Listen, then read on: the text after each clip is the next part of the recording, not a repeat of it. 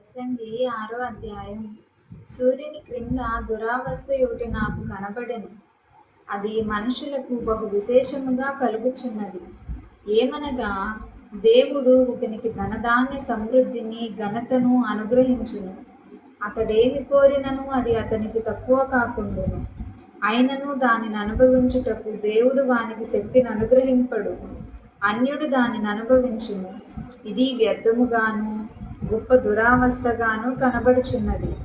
ఒకడు 100 మంది పిల్లలను కని దీర్ఘాయుష్మంతుడై చిరకాలం జీవించినను అతడు సుఖానుభవము నెరుగకయు తగిన రీతిని సమాధి చేయబడకయు నుండిన ఎడల వాని గతి కంటే పడిపోయిన పిండము యొక్క గతి మేలని నేను అనుకొనుచున్నాను. అది లేమిడితో వచ్చి చీకటిలోనికి పోవును.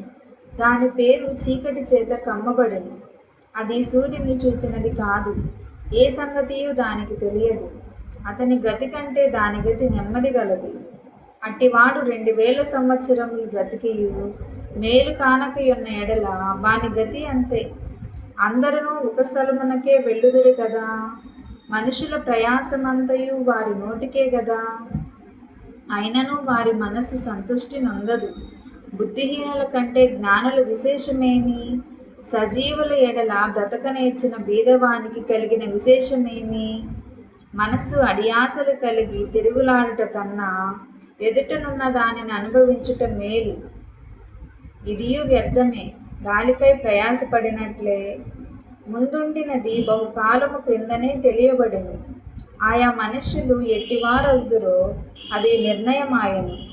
తమ కంటే బలవంతుడైన వానితో వారు వాజి మాడజాలరు. పలుకబడిన మాటలలో నిరర్ధకమైన మాటలు చాలా ఉండును. వాటి వలన నరులకు ఏమి లాభము?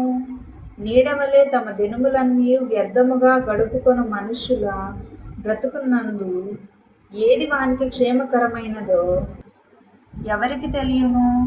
వారు పోయిన తర్వాత ఏమి సంభవించునో వారితో ఎవరు చెప్పగలరు?